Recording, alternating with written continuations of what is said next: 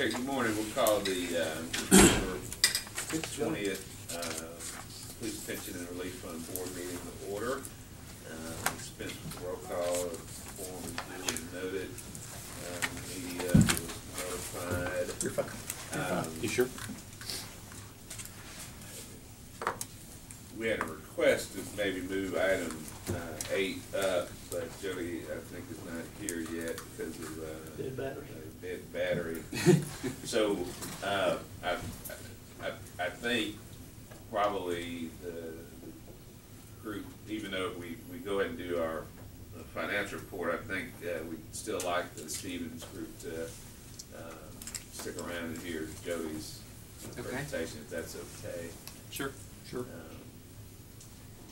All right, so why don't we go ahead with the report from Stevens.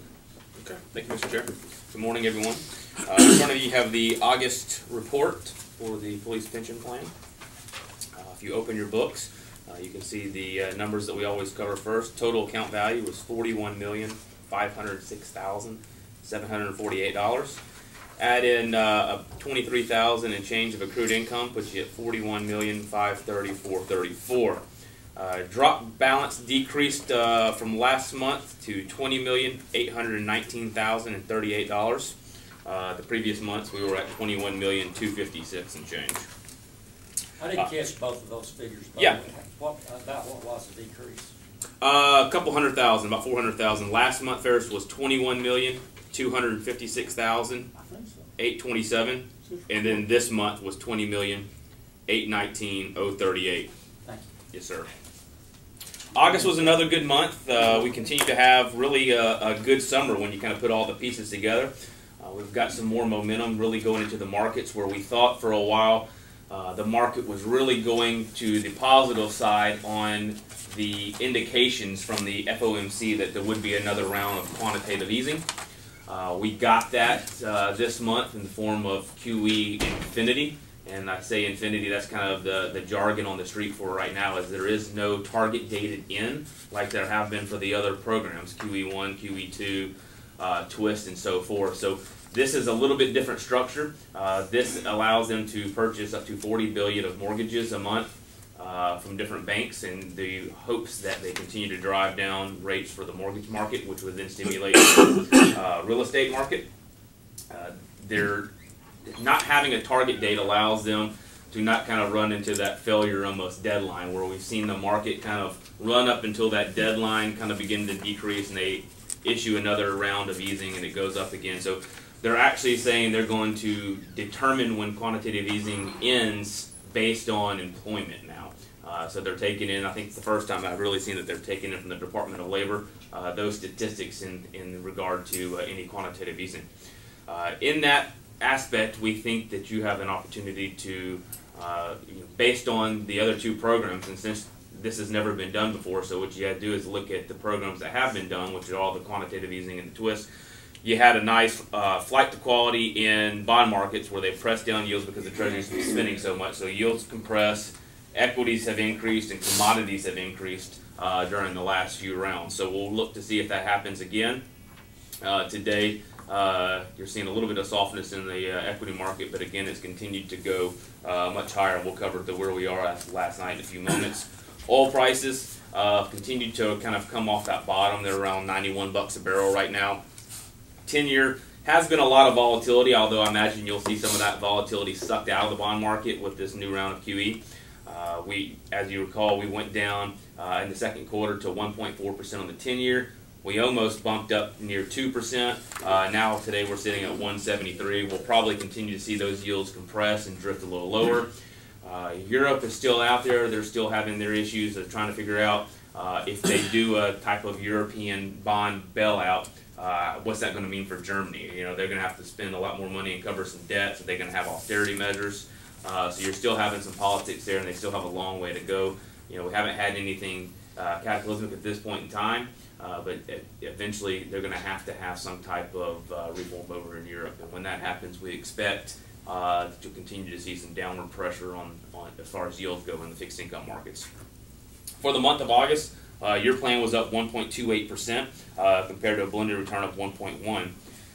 Through year to date of August 31st, the plan was up 7.18% versus a blended return of 6.79. Looking inside the numbers, you can see just what the indexes did. S&P 500 and Wilshire 5000 almost on top of each other. 13% type runs through August. I don't think anyone would have anticipated that at the beginning of the year. We're certainly glad that we're participating to the upside. Since inception, annualized return just shy of 6.5%, coming in at 6.47%. I told you we'd update you from the end of August to where we are at September 19th. And at September 19th, you're up just over 9% and change year to date. So continue to add some alpha to the portfolio. Let's go forward to the pie chart. You can see pie chart, cash position, 3.2%, kind of working our way around the pie as we normally do. Growth at 14.57%. Still going to have that growth over value tilt, still playing well for you. Oil and gas, looking at 6 o'clock on the pie chart, and the REIT component, 12.25%. All of those have been performing extremely well. Really, even since July, you've had a lot extra kick into the MLP space, and REITs have just been performing extremely well. On up to 9 o'clock on the pie chart, the other, 20.09%. Real estate has been doing very well. Gentleman Kevin Smith from your real estate fund will be in, I believe, in the next week or two. He'll be here next week. So we'll get some more updates from him. You're seeing really nice returns. The return for that year to date is in the You're in the low teens right now. low teens. So real estate commercially, where their portfolio is positioned, continue to do extremely well. The Commodity Opportunities Fund is up about 0.25% year to date. It was up, I believe, 83 basis points for the month of August. Doing what it's supposed to do. Volatility in the commodity markets has been there as a long short fund. I've got a call with them this afternoon to see how they're going to be positioning themselves going forward with the new quantitative easing. Should bode well for commodities again, but they will still have that short play on. As you can see at the bottom of their page, second to last number, equity at 42.81% of the portfolio. Any comments? Yeah, a couple things very quickly. Just a real quick snapshot on our managers through last night.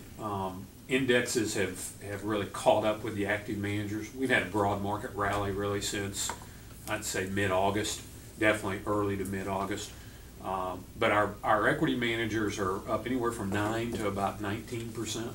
So very good returns on the equity side. I think the surprising side, if you look at PIMCO total return, PIMCO real return, we're up north of 8% year to date.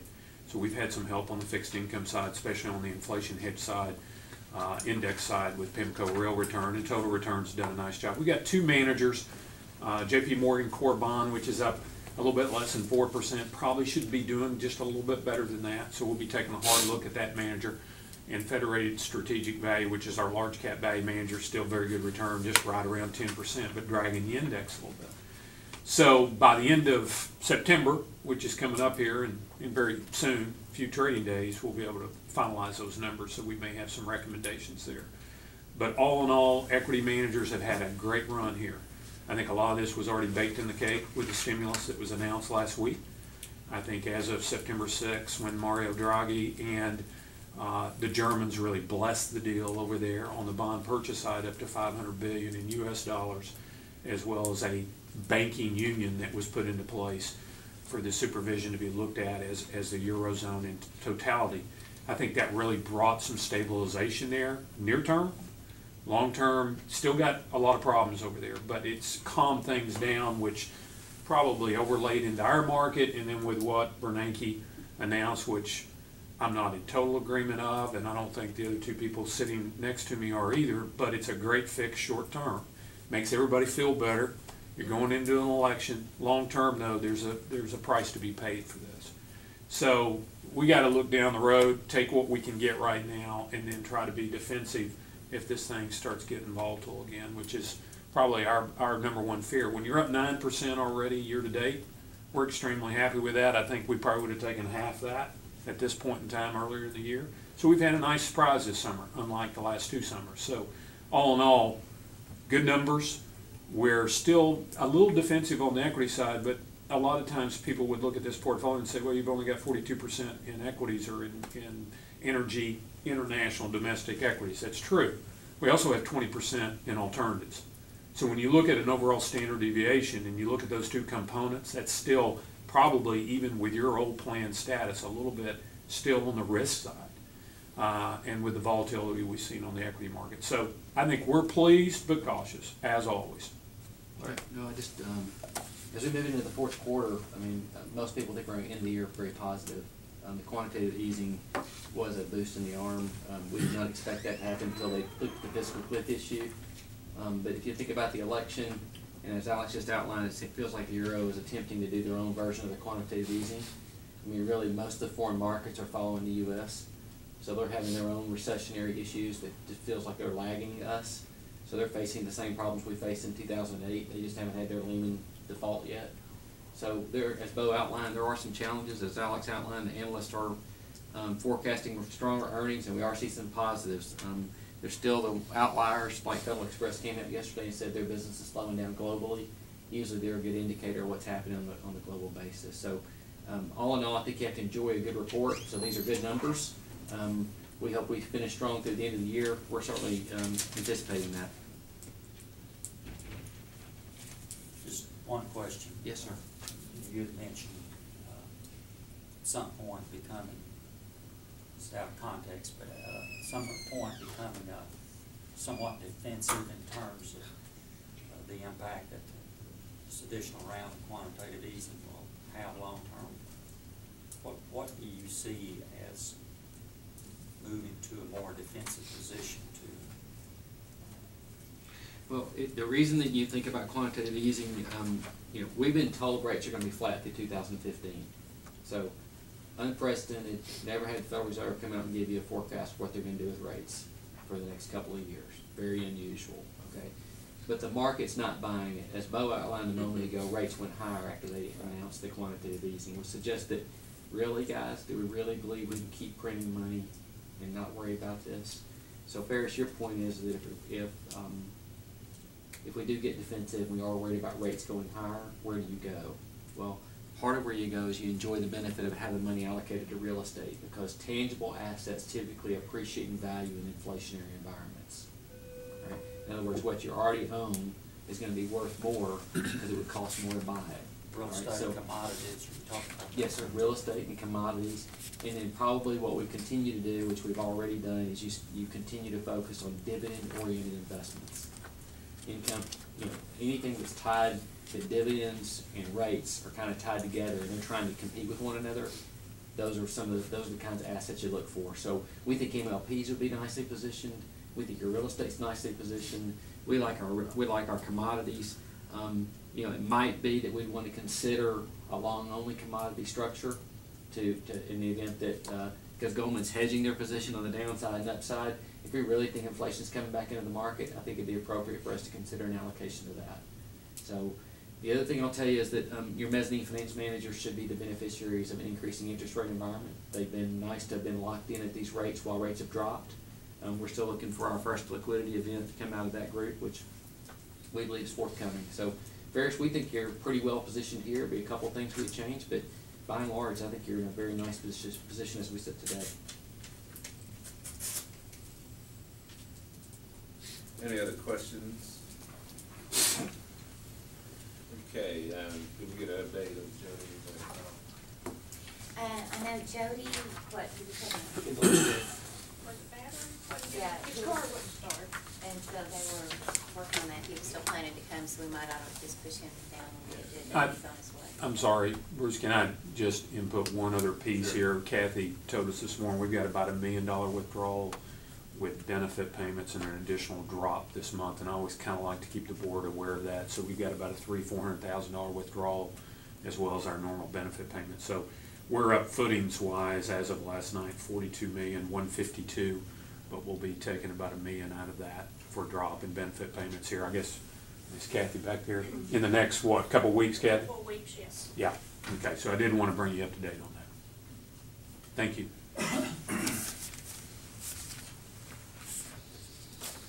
Okay, Roger called and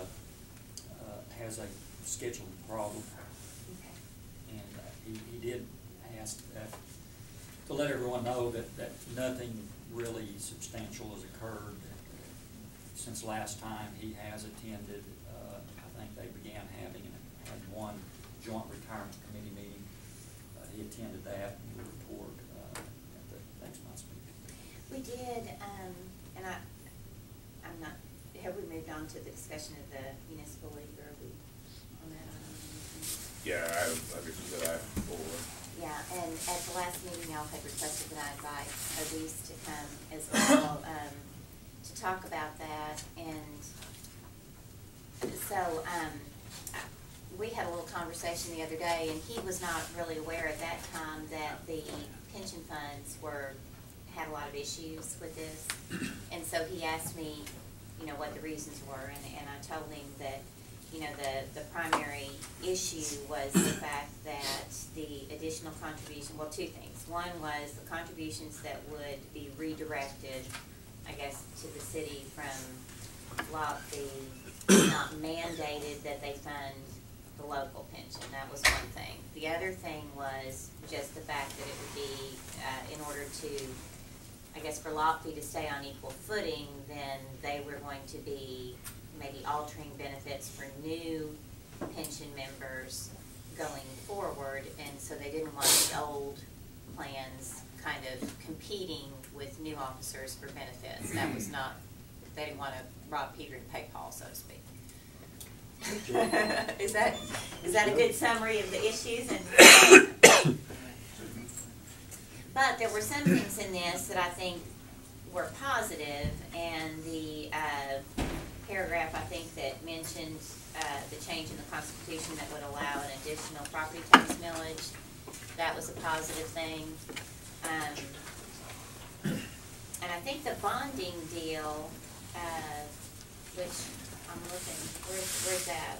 There was something about the issuing bonds to pay the liability, but that's on the ballot in November, so I'm not sure why that would be included in this. Okay, I'm sure. So, I guess the discussion and the discussion at the PRB is in opposition to this resolution. And my suggestion was that they maybe try to meet with the municipal league or express their concerns and try to get it revised or tweaked in some way that would make, rather than having us fighting each other, working together to get pieces that we thought could actually benefit everybody. And just visiting with municipal league, of course, they've been working on this for quite some time, up to session. And, this is a negotiated resolution, and they have broad-based support across the state for smaller cities that have the same problem, the unfunded old systems, and then the inability to sustain the existing systems. And so that's this whole resolution was crafted with those things in mind. Also, part of the whole conversation throughout the process has been permissive, giving the local authorities the options to vote on whatever changes that they would prefer in their local communities, taking out as much of the mandated activity as possible. So that's kind of like where they are, but they've been working this very hard. They have strong support from the mayors, city managers, city administrators, city clerks. They're meeting with them and updating them at their time and working on their behalf to vote approach to pass this. So I think that whatever adjustments we might want to try to encourage, probably it's going to be difficult to get that done prior to the election.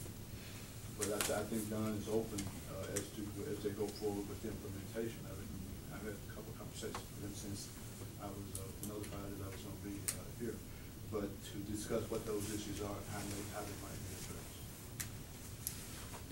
So you're saying in this, what this would do is enable cities to, I guess, individually decide whether or not, but if they change benefits for lot fee going forward, that happens across the board. That's not individual city. That impacts everybody. Right. The thing that it really focuses on is the sustainability of the old systems. That's the real problem that most of the cities have. they didn't have an option, like we just had an infusion of cash to really With the sales tax. stabilize those funds. They don't have an answer or pending answer or possibility. So a lot of it's focused on those rural and smaller municipalities. Well, I mean, my favorite part of this is authorizing a constitutional amendment for more millage. I mean, because to me, that's something everybody has a better chance maybe of doing, that might You hadn't heard a help. lot about that one. I know. Well, and I'm sorry to butt in, but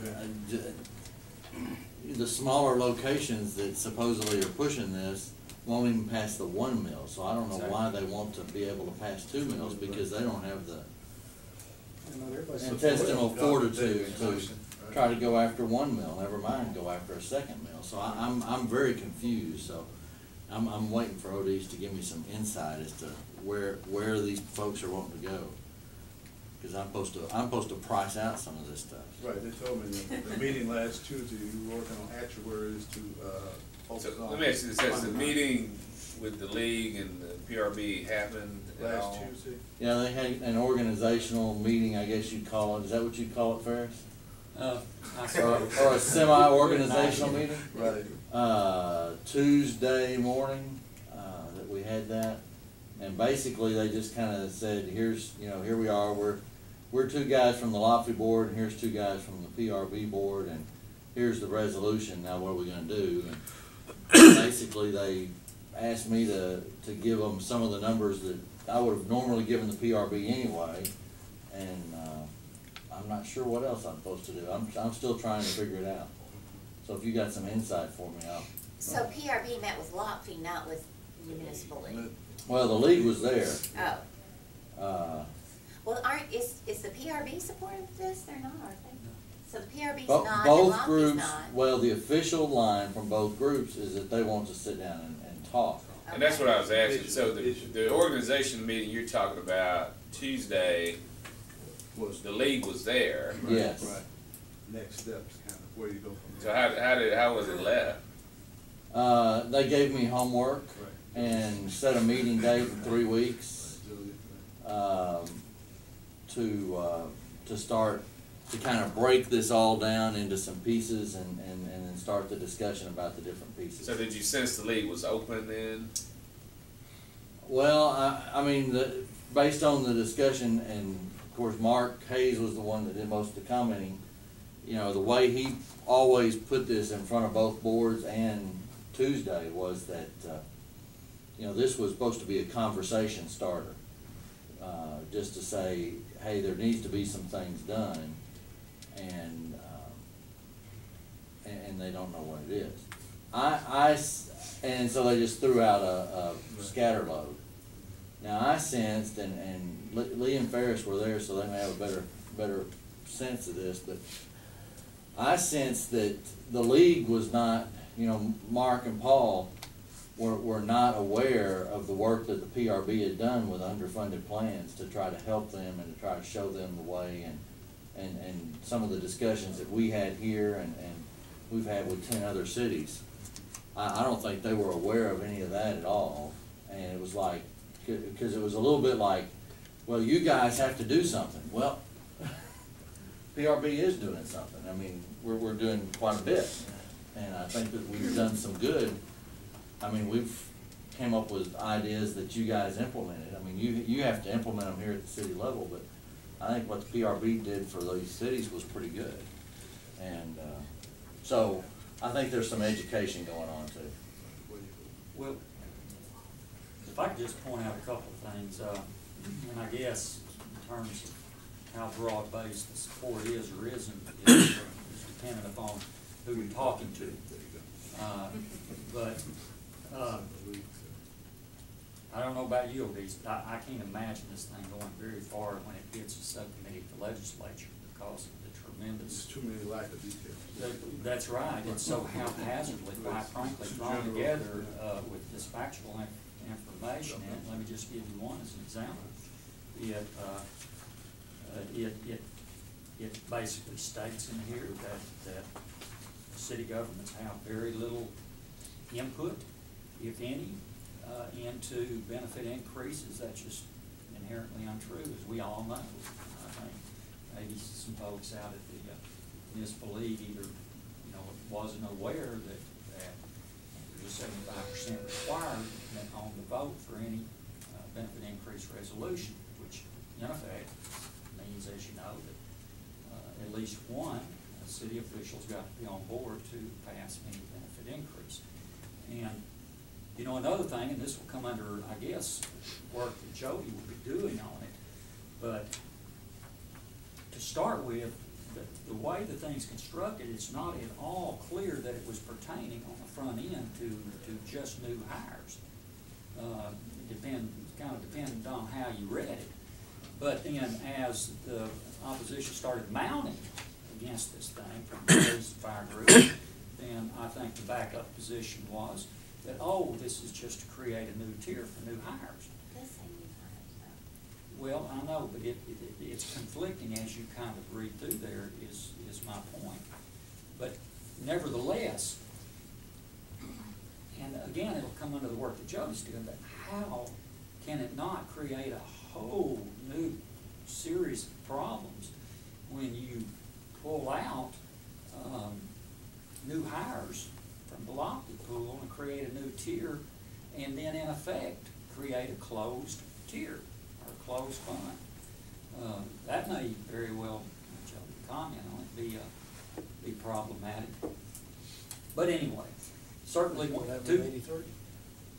two good things in here is the constitutional amendment and encouraging these local funds, as Jody pointed out, who are kind of centered here, to collect the meal that they can already. And I think PRB's been trying to get them to do that, encouraging them to do that for many years. Okay. Anything else on this item? All right. Let's see. Let's go ahead and get the minutes approved.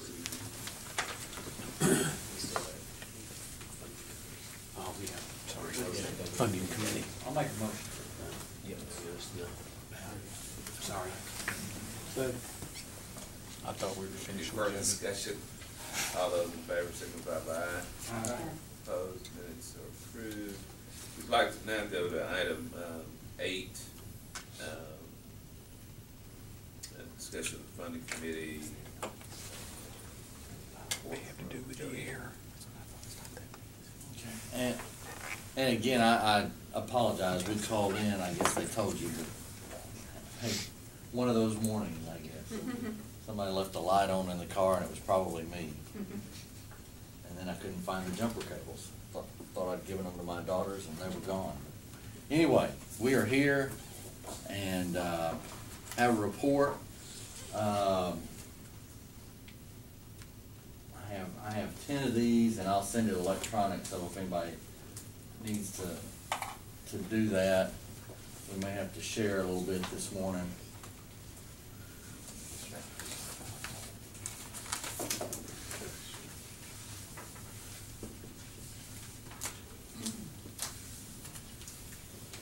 We need one more rest yet. Yeah, let you guys get that. One for Ruth. Here we go. Is this two different things? I think the same thing. It's all one, it's all stapled together. Give one to.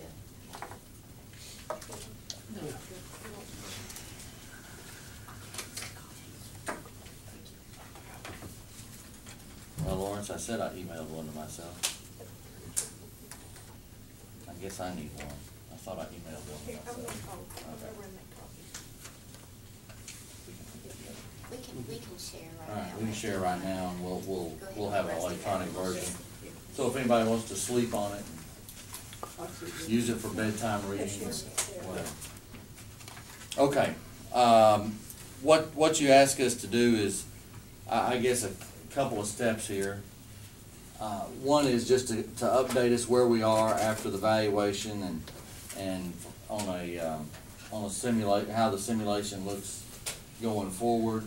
And then number 2, to look at some variations on amortization to see where we are as far as the ability to consolidate at some point in the future, and maybe some suggestions that you guys might want to take to the lofty board at the point that you're ready to do that. So that's kind of in general what we're trying to do here.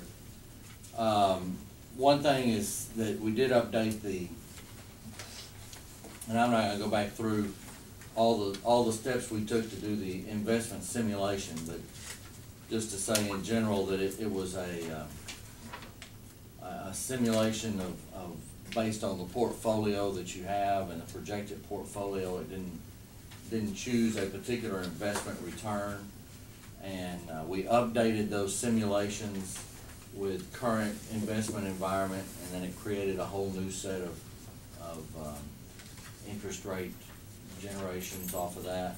So this is updated to recognize what's going on in the market right now and those things. But that's what we did. So after the cover letter, there's a page that says Exhibit 1 there at the top. The current plan just tells you what I just said, really. We did the same payout of drops that we've done the last few reports, where they're basically projected to be paid out over the next 15 years. And we've discussed that at length before, so we won't do that again unless someone has a question. And then the pretty picture, and we'll talk a few minutes about that. The next page. Again, with the simulation, this is the same that we did before, but just to quickly remind us, reading from the bottom up, all those spaghetti strings that are there, the bottom 5% of the investment portfolio returns would put us in the situation that you see with that bottom red line. So that's the bottom 5% of returns. The next the bottom 10%, or the next 5%, is that blue line. And then you move up to that green line, that's the 50-50 line. Half of the results are below that line, half of the investment results are above that line. That would be the median line. So that is, if everything happened on average the way that things would happen on average, we know they're going to bounce around, but we would be somewhere close to that green line. Now, and then the probabilities of good things are at the top. The things to notice is that the bottom red line, or that 5%, the worst 5% scenario, never runs out of money. So with the additional premium tax and the additional money from the city, we're now in a situation where we don't have a risk of ruin or a risk of failure that shows up in these graphs. The bottom 5% is above the line. So that's a good thing. That's a good thing to draw from that. And we can also draw that as the drop payouts, and now that everybody's pretty much retired, we got a couple guys still on drop, but those payouts are at the highest point, so it's going to pull on the assets for a few more years before millage growth and mortality start turning things back the other way. So see how that works. Now, we did this the last year when we met, is that I also put the purple line across everything. And that's the present value of all the liabilities. So the way to read that, or the way to understand that, is that in the best case scenario, say that top red line, the plan would become fully funded 2023, so in about a dozen years away. Because this started at the beginning of 12, so that would be about 12 years away, the very best case scenario. The median, or the middle of the road average there is 2028, thereabouts. So it's 16 years away, about 16 years away, that you would become fully funded. So even with the additional money, certainly keeps you from running out of money, but it's not going to get you fully funded in a year or two. It's still going to take about a dozen years on average. Yeah. And you see it, but even in the worst case, it's out to about 20 years away. So somewhere in that range, if everything goes as is currently set, the fund will begin to close that unfunded gap, and But that's Would be- current with no COLA. yeah, this is the current plan. That's right. As is. Current plan as is. The other thing that's interesting that doesn't show up on the graph from the simulation is that the average rate of return over all of those simulations for the portfolio was probably around between 6.25% and 6.5%. And that's not to say that would be the rate of return, and these guys can probably explain this better than I can, but it's the combination of the rate of return and the level of cash flow that you have going. It dampens that. So the portfolio that they have, I mean, I'll let them say what the expected, long-term expected rate of return is of that portfolio, but the effective rate of return based on the cash flows that you experience is between 6.25%, 6.5%. And part of that's because the plan's gonna be pretty conservatively invested for the next 10 years because you got lots of drop. You have high cash needs over the next several years while the drop accounts pay out. So, that's the other point kind of interest there.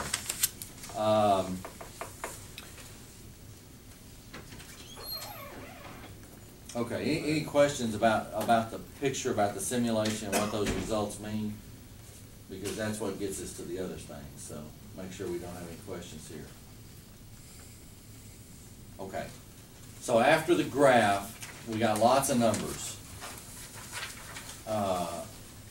But see how well I can explain these. But now the first page here says Exhibit 1, current 11-12. There's 2 pages that are just almost just alike. I'll explain why. But this has a lot of detail on it because you can see the stream of expected benefits, the stream of drop payouts based on the assumption here, the stream of millage, which starts at $3.5 million, goes up about 2% a year, the fines, fees, and forfeitures that already exist. That's actually crept down a little bit the last year or two, but I left that at $450 right now. But that is not expected to grow. In fact, it may contract a little bit. And then the other city is at $500,000 from the sales tax. So you see it in its own column. Premium tax, that is based on the median results. If we had it set up in the median results, that is what the premium tax produces in the median scenario, so to speak, across the So board. as we get better funded, the premium tax decreases. That's right. Since premium tax is based on how well funded the base benefits are, as you get better funded, premium tax contracts because it pays a percent of how much is unfunded. I thought it was all based on a certain percentage of base benefits. That's right. I'm sorry, I thought I said that. It's based on, it's a percent of the unfunded base benefits. I may have left base out, I'm sorry. Well, but you're still saying unfunded, it's not just of the base. It's of the unfunded. Unfunded base benefits. That's the key A word. portion of that is That's why I paid kept every saying year. the more the city contributes, the less you get.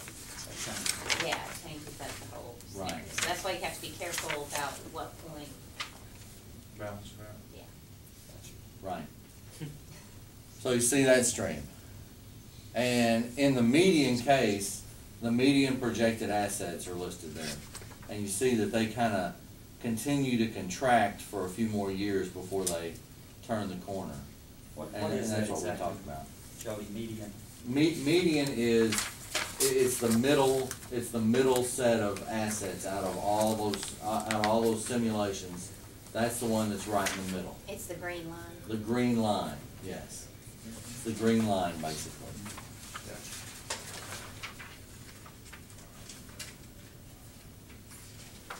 And it, it's smoothed out, and you can see that it's rounded and all that kind of stuff because, it is an average of a bunch of stuff. So, okay. on the right-hand side of this page, it gets easier as we go on, I promise. Right-hand side of this page, it's an updated calculation of our estimate of what lot fee cost would be if you consolidated to, beginning 1/1/13, without a COLA and then with a 3% COLA. And the next page has got 1 and 2, but we'll get there in just a second. So there's 2 columns for both of those situations. The first one, total consolidation payment without a COLA, $4,688,164. And the way that, and of course we're gonna talk about amortization a little more in a second. An old plan or closed plan consolidates with lot fee. They amortize that over a 15-year closed period. So that means it gets fully paid in 15 years. And it is as a percent of pay. So what that does is that means that instead of having a level mortgage payment, you got an increase in mortgage payment. So that's what's reflected in that first short column there, the 4,688, that 4,875, and on up. That's increasing 4% a year. And then the next column, which says additional after other sources, that's that 4,688 minus all these pieces from millage to premium tax, all these other income pieces that are already in place. So when it's minus 1.6 million, that means savings to the city of 1.6 million? Well, that means that, no, I wouldn't say it that way, because all of these things are pretty much, except for the piece from the sales tax, they're all pretty much locked in already. Well, would that mean, let me put it another way, would that mean that's 1.6 million we wouldn't have to pay? That the city would not have to come up with additional money. It would make an overpayment in those first few years. Okay, but does that assume the city is currently funding the projected benefit each year? Because it's not. That's why the unfunded liability is growing. No, that is assuming the city is funding what it's funding now. Millage, fines, fees, the 500,000, and the premium tax, which would stay the same. Okay, so can you tell us which columns are added and which columns are subtracted? So we take the projected benefits plus the drop payouts minus the millage minus the Now, fines. those are just, the first 2 columns are just informational, Okay, just so you can see those. And then if you add up millage, fines, fees, other city, premium tax, those 4 columns, if you add those up and take that off of 4,688, you get the negative 1,685.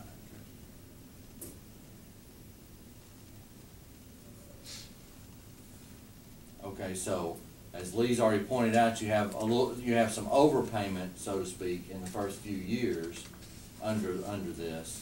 But since that's growing 4% a year, and the sources of income that the city has are not growing by 4% a year, then about halfway through, then the city has to come up with additional money to make that payment. Now and that's not, and let me just, this caveat, that's not calculating in that if you really did make overpayments that you'd have a reduced unfunded, so that your remaining payout would go down a little bit. I didn't do all of that, but clearly if you overpaid in an early year, you would not. This is to illustrate how much money additional is needed, not to try to say this is exactly how this is going to happen. Does that make sense? If you really did overpay in the early years. So are you saying if all of that still did go in, and the city doesn't save the $1.6 million if they contribute all of that in, because all those things are committed, we have no choice but to put those things in. That would start reducing the unfunded liability, so then in those later years. Right, those later years would probably not be as big, or might go away completely. What's the difference? Yeah, that's what I was saying. What's the difference between when you add up all the overpayments versus what we would be paying in the latter years? What's the total of that column? Close to the same. Well, let me have a calculator do that Yeah. Looks same to me too. Yeah. It's right there. Here, Lawrence, punch away. It's about 7 million overpayment, so He it can probably do it. would 7 or fund 8, you, assuming that the sales tax keeps going up. So Bruce, maybe you don't need to calculate. Well, Yeah, no, that's why I bring Lawrence Lawrence, that way I don't have to use That's the 5 million calculator. right there. I mean, And given that that would be going in earlier, it would be saving you interest charges basically on your unfunded. But what's the sum of that column? Did you do that? You said 7? Well, Oh, I you mean, don't that's have the it. problem. You The don't have problem it. is Okay. that interest accrues based on your unfunded, so Okay. the stuff that you pay off earlier, that extra 1.6 million is worth a lot more than that 1.6 million Okay. in years. So even with the calculator. I don't Yeah, think and I better can, than a I wash. can rework, I can redo that to show you overpayments and how that would affect that, but the But that's point, without the the point that we COLA. were trying, Well, the yeah, the bottom point line, we were yeah, trying to without do a here COLA. was, do we have enough money to consolidate under this scenario? So Without the COLA, right, right. So we're close without the COLA. right? yeah, without the COLA, I think you'd be very close, because, yeah, as Lawrence was pointing out, $1,685,000 overpayment in That year makes one, sense, probably is worth 2.3 million, to offset that last underpayment in 15 years, because if you took that Well, if you do like $1,685,000 you with do with the interest, bonds, the reverse amortization, Yes. you get pretty. in a sense, yeah. Jody, did you run a model assuming a 3 to 4% rate of return on the assets for the 15 years?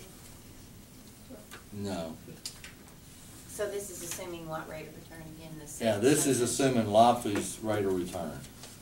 And I'll talk more about that in a second, but, yeah, this is got the 8% Lofty rate of return is what it is. And what really happens as you go through there is that the remaining unfunded is, in the second year, it's not really adding 4% a year is okay for what we're doing.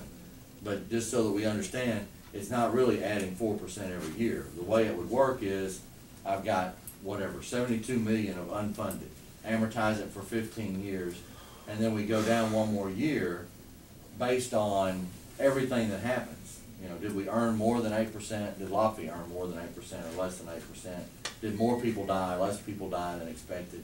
Whatever, and then I re-amortize what's left. Say there's 69 million left over 14 years. So for, this simple thing to get this snapshot view, this is a good way to look at it, but just so we know that that's not really what happens. Alice got a good point. I don't have a If- bond schedule that I can count on that being. No, repayment. that's not, yeah, Right. Well, and the Lotview portfolio is totally different than this portfolio. right. It's not apples and apples. So Jody, you're assuming that you could consolidate just for a second, and if you read the paper this morning, the three other major plans are talking about changing their discount rate, lowering that. So, And I don't know. Lofty's gonna have that discussion too. Lofty's looking at that. What bearing does that have on your calculation? What Yeah. discount? I actually have, we'll talk, give me a minute and I'll get there, I promise. Sorry.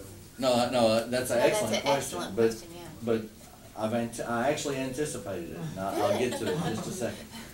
Sorry. I know that's unusual, but just to throw you off. Okay, no, all right. So, we can see that without a COLA, the city would probably be in pretty good shape to make a decision about consolidating right now. But we also know that we don't wanna, the considered opinion over the year is that that's not the way to go. So what we've looked at in the past also is the 3% COLA. Yeah, the 3% COLA, and if you look at the 3% COLA, you see that cost goes up considerably. It adds 21 million of unfunded liability, something of that nature, to add a COLA. So like the other column didn't take into account the fact that the overpayments would reduce, does this take into account the fact that the underpayment increases the unfunded? Well, except you can't do that in Lofty. You'd have Okay, to. all right, so you. Yeah, if you okay. signed up to consolidate under gotta their make current it, thing, yeah. you've got to Okay, make it. that's So right. the city would be on the hook for an additional 159,000 the first year, 450 the next year, et cetera, and so forth. So that's not real good. I know one thing that was passed on to me that I think Ms. Adcock had asked about was on the next page, which was a 1 and a 2% COLA. So the left-hand side of this page is exactly as the previous page, and then the sets of columns here show you kind of what this would look like for a 1% COLA and for a 2% COLA instead of a 3%. Jordan, may I ask a question? Yes, ma'am. If Sorry. you start out with a 1 or 2% COLA, then can at any time, say if we said in 5 years we want to go to a 3% COLA, can you gradually go up to that amount? The way that LAFI has done this is that cities can add or improve their benefits. It would come from the city board, because once you consolidate with LAFI, this board would be dissolved, and it would be up to the city board to sign on and say, yes, we're willing to pay the additional amount to make this benefit improvement. But what they're saying is, and this was a discussion held prior to this meeting, because that causes some concern among the members, That's a and that nice the way to board put that, would yeah. be generous in 5 to 10 years on your own. What they're wondering is if they were to get a commitment, I guess, at the point of the merger, that for the first so many years after the merger, it would be at a certain rate, and that it would gradually increase, say, 0.5% every so many years till it achieved a 3%. Hadn't looked at that. Yeah, is that feasible? I think if it's well-defined and can be written down, that LAFI would consider it. I think that they'd accept that. So, yeah, like what you mentioned would be well-defined. I don't see that that'd be a problem, that the COLA's 0.5% the first year, 1% the second year, 1.5%, Well, yeah, and but march maybe it a up few more to 3. years in between till you Or mark, may till you take got to longer, where you but need to yeah. get. So if there's a deficiency on the rate of return on LAFI, let's just say they hit 6% or 5, whatever the number is, does the city have to make up that deficiency over time? Yes. Okay, so the inverse would be true. If we exceeded that number, then there's a savings. Yeah, that'd be good. That's right. Okay. That's right. So conceptually. And let me just say, and I think John would probably agree that the philosophy of the board has been that they don't tie the hands of future boards, especially from a financial standpoint.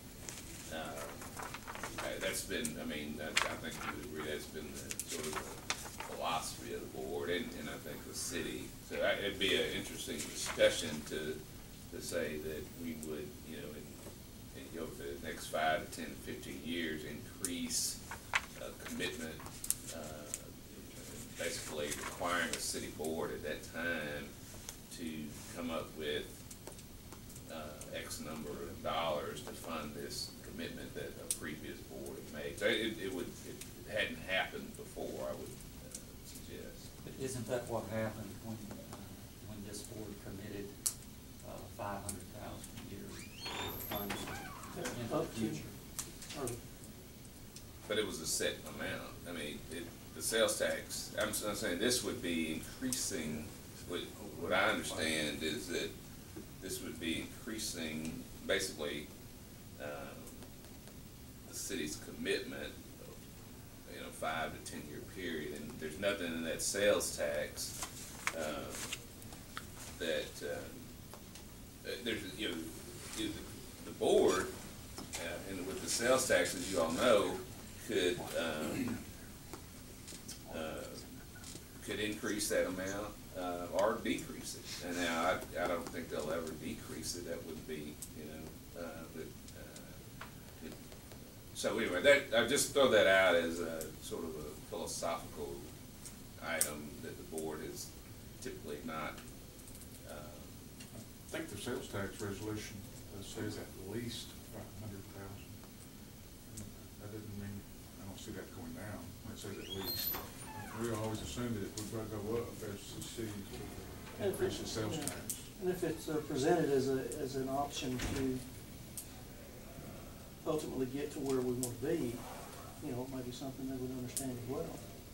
Yeah. Instead of just presented as something one-time thing, this is a project that we want to get to. But Jody, I don't know if you're going to get to this. There's also, and I think you said in your narrative, there's a period 5 to 10 years, but I thought it maybe it was 5 to 7 years. Sarah and I were talking about Right. the other day, that it's almost a break even. Right, and what I did print out was the 5-year, and that's the next 2 pages. And you guys could write my presentation. Good. You're good. We've heard it enough times. I know. We're so excited. Back to your other page before you go. Okay. With the 2% COLA, at the very right there, it says minus 455,000. Is that a savings of the city with a 2% COLA on? That's the same thing we talked about a minute ago. That would be an overpayment for those Overpayment. first couple of Yeah, I mean, years. because we don't have a choice of not, So it looks those like. revenues are committed by law. Right, so it looks like with the overpayments, it's not gonna cost much for the first 5 years there to merge with a 2% COLA, is my point, I'm saying. Yeah, it doesn't pay, unlike the 0 COLA, it doesn't Doesn't cover wipe out, it itself, doesn't yeah. wipe out the whole thing, but it would pretty much zero out the first 5 years. That's fair. Okay. It's just the other years that it wouldn't. Okay, the next 2 pages are almost exactly what we looked at a moment ago, except it peaks down the road 5 years. I've got a question. Okay. When it says minus, is there a place for the city to put that money, or is the money No, the automatically money paid? still goes to lot fee, it But- doesn't go anywhere Okay, else. let's go to 2017 law fee, 3% COLA, it's $1,283,000. You're still paying it, but it's a minus, it's not doing anything to help the fund. There isn't anything that you can do, no other area that you can put that money into could be used later on. No, but I what would it's doing, probably it's say- reducing the unfunded liability, so it's helping the fund, but the city doesn't have that much extra money to go do something else with. It's still going into lot fee. Your money's still going to that. Yeah, I think you would only have 2 choices. You could hold it in like the subsidy account and not put it in lot fee today, but I would advise that because that's not gonna earn you anything. Or you'd go ahead and make like the extra mortgage payment, like you make that extra mortgage payment or 2, that's what you'd be doing, because those monies are already committed to the pension plan. So then that $1,283,000 would go, that's what we were talking about a minute ago, it would go in today and would reduce the unfunded so that when you recalculate the 14 years, it would be less. Okay. I was just confused on that, and I wanted to Yeah, answer. I'm sorry. Okay, the next 2 pages are exactly like the last 2 pages, so I won't beat them up too bad here, except they're 5 years down the road. What would happen 5 years down the road? Now, you can see that without a COLA, I mean, really that's a lot more money than you need for without a COLA. With the 3% COLA, you're real close, and that's why, I said that 5 to 10 years, somewhere in there, depending on what happens with investment results, is when you hit kind of that break-even point for the 3% COLA. But you can see how close you're getting. You got a couple years of overpayments early that wouldn't wipe out the rest of the amortization schedule, but they would certainly help. But with the on 1% and 2%, you're pretty wiped out. I mean, you're pretty close. Yeah, you're very close, yeah. 1% I'd say is on the clearly next there. On the next page. Yeah, the next Yeah. page. Here's your 1% and 2% again. And even on the 2%, That was Lawrence's job to number pages. Sorry. and on the 2%, I mean, No. you're there. pretty much. Yeah, on the 2%, it looks like in 5 years you could definitely do it. Right. So you'd be, in 5 years, you'd be in a place to approach the city about consolidating with a 2% COLA. Somewhere between 5 and 10 years, you'll be in a place to approach the city for a 3% COLA. I mean, that's kind of the bottom line type thing. Without talking about amortization, and we'll talk about that on the next page. Yeah. If you're ready.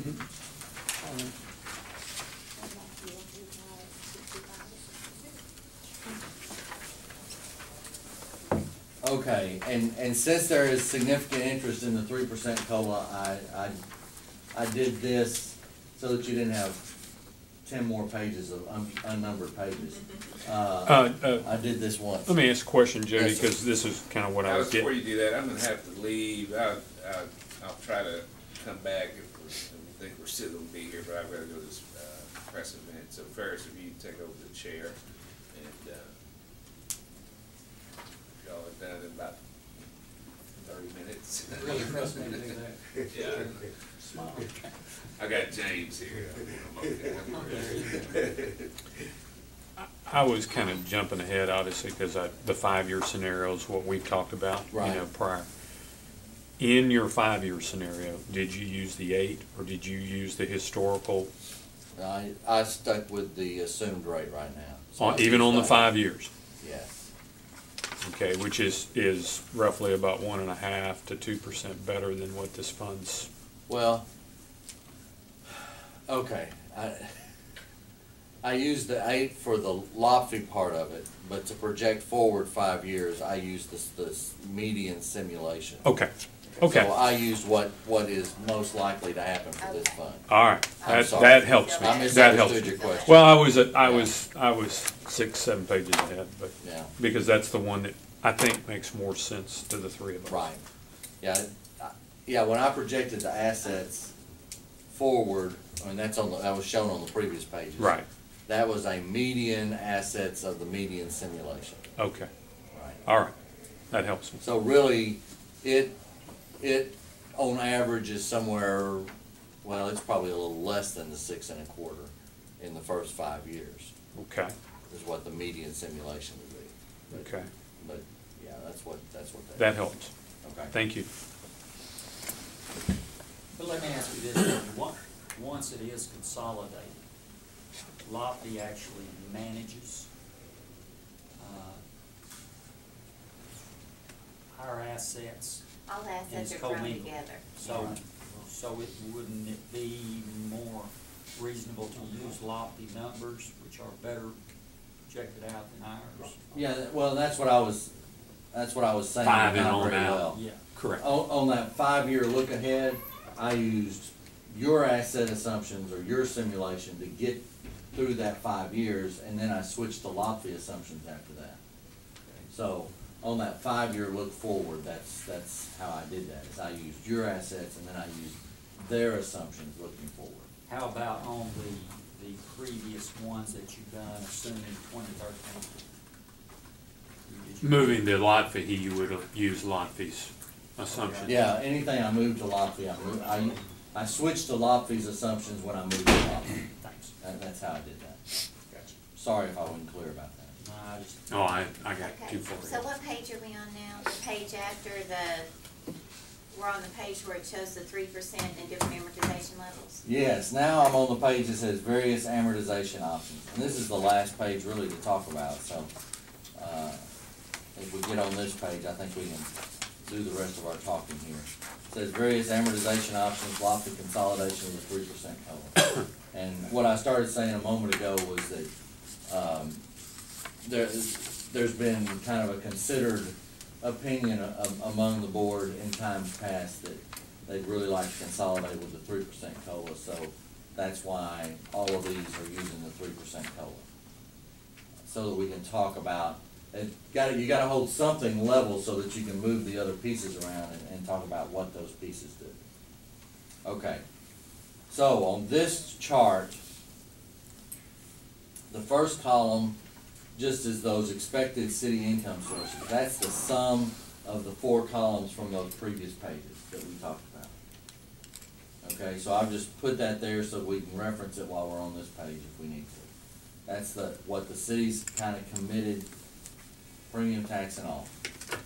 Okay, the first 2 columns there where it says current, this is the current LOPFI way of doing it. This would match those right 2 columns from the first page of numbers we looked at, right? The 3% COLA and all of this. Now, I've kind of changed, since we're varying the amortization, I changed this heading to be 15-year closed level percent of pay. So let me explain what that means. When you're amortizing unfunded liabilities, you know, to say fully how you're doing that, you have to tell me the interest rate, of course. But you have to tell me how many years and whether it's closed or open. Now, closed means that we're gonna do it over 15 years and it's paid off. Open means that every year I recalculate at 15 years. So it's like a never-ending payoff because you just re-amortize. And if you know what bank will give me that deal, let me know. But that's what an open amortization would be. That's how we get in trouble. Yeah, and that's part of how some of the plans that consolidated with LAFI in the early years have had growing unfunded. But that's a whole nother discussion. But it's important, and that's why all of these are closed. And I don't think you'll talk LAFI out of closed. Then the other factor is whether it's level percent of pay or level dollar. And level percent of pay is what I was talking about, that that it's calculated as percent of pay, and whatever the pay growth assumption is how much that would go up every year if all the assumptions were met. So that's why when we talked about on those other pages that here's the payoff, but it goes up 4% a year. 4% is LAFI's overall salary growth assumption. So that's why it went up 4% a year. So even though it's an 8% amortization, it's really like a 8% taking into account that it's going to grow by 4% a year, and then it grows by that 4% a year. That's how that factors that. So that's what the current is, and that's you see the shortfalls that we talked about before. Now, are there other ways to do this that you could suggest? Maybe, and let me just kind of go through some of those and then see what you think about that. I think that you could, I don't know that they'd take it, I can't speak for them, all those caveats, but they might listen. I don't think they'd listen if you went to them for 30 years, so I didn't show you 30 years. I think and Larry kind of made this point for me a second ago, is that the 30-year open is what got the hot springs, and you've heard some of those stories. Because, you've seen it when you've had your mortgages, that mortgages kind of just creep down just a little bit in the early years, and then they finally fall off a little faster toward the end. When you have an open amortization, which is what LAFI used to use, and you're doing this as a percent of pay, you don't even pay the interest on the unfunded in the first few years. So instead of having that picture of the mortgage that kind of does what we expect it to do, it actually goes up for about 7 years and then comes back down at about year 12 to 14. It comes back to where it started and then goes down fast. Those are called negative AM loans. When you don't pay enough money to pay down principal at all, you don't pay enough to pay down interest, and so they just keep extending out the maturity. Those are called Alt-A loans, and that's what made the banks fail on the West Coast and what caused the capitulation of First Wachovia Bank. And I don't know what people were smoking when they made that decision, but they started on the West Coast. So that breaking point is really 18, 19 years. So I don't think you could talk, and that's why I picked 20 years. 20 years is about as far as I think you could stretch if you went to LAFI and said, we want to do this, but would you consider letting us do a 20-year payoff instead of a 15-year payoff? The interest only on the unfunded, let me see if I wrote that number down. No, but I wrote this number down. The interest only on the unfunded is about 5.8 million. And you see with this 20-year, that doesn't quite make the interest. So, a 20-year closed level percent of pay is probably maybe even a little beyond what you could approach them with. But that I don't know that they'd go with that. But that's as far as I think you could even get close to talking them into it. So that's why I showed you that. You can see what that does. So you can see that right now what that does is that it has you with a little more than enough money in the first 5 years. Except our unfunded liability is still going up because we're not even paying the interest. The unfunded, well, yeah, except it's not for 7 or 8 years. It's a year or something. Yeah, you know, it's very likely, it's just us chickens here, right? I don't know that you talk lobby This into. is on video. I know, I'd say this to anybody. I don't know that you talk lobby into anything more than, I was joking because I knew it was on video. I don't know that you could talk lobby into anything over 18 years. And if I was Lofty's actuary, I don't know that I would tell them to even listen to anybody suggesting anything over 18 years. Jody, I've always wondered, what's the life expectancy of this group? I hadn't calculated that in a while. I have before. But did you take that, I mean, is that considered when you look at the 18-year AM? Or are people gonna be deceased and the city's still gonna be paying for benefits that they paid? Well, I in mean, prior 15 years? or 20 years, depending on the spouses, a quarter of them are gonna be deceased, yeah. Maybe probably a third. Question. Yes. Drop payouts, and I'm just talking about the consolidation in 5 years. How did you determine your drop payouts? It's that. Well, if you're back on that page, you have the list of what they were. They were like 10% of the remaining per year. It was pretty roughly what's happened the last 2 or 3 years. So in 2012, I mean, in the first 5 years here on the 5-year platform, you got roughly almost $16.5 million coming out of drop. Am I reading this incorrect, or is that correct? He went back a page.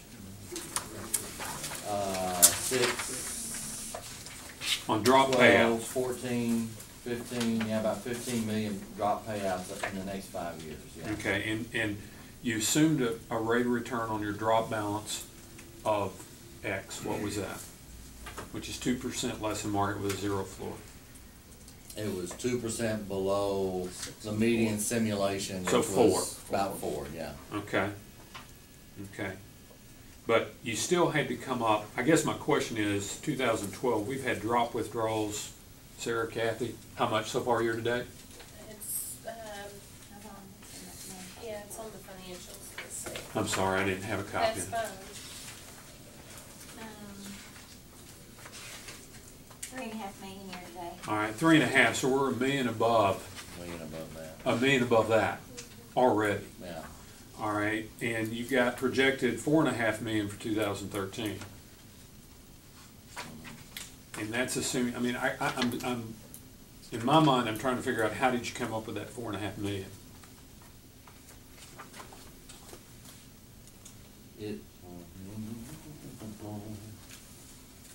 We did an assumption that paid them all out over, From 2012 to 2027, yeah. based on the assumed And it return of was- 4%. I was thinking it was 10% in the first year and then 20% of what remained every year thereafter. And then in the last year, the rest of them were paid out. Okay. And we didn't get that in our page of assumptions. And that's just a That's kind of a formula, special- Jody, that you've used or you've seen with other, That's a formula that we used, and we've only used it with this plan because we had enough experience that we were able to look at the last 5 years and kind of guesstimate what was, give a better estimate of what was going on with those drop Traditionally, balances. when plans merge, do you see more drop withdrawals? I don't know. I'm not I being haven't critical, asked I that. don't want you to think I'm being critical, I'm just trying to No. understand because when you have that kind of cash distribution going out of a plan, plus benefit payments of a $40 million plan, the three of us have to sit there and say, how do you invest the rest while keeping cash on hand for the remaining withdrawals that the velocity could pick up? Mm-hmm. How do you make 6%?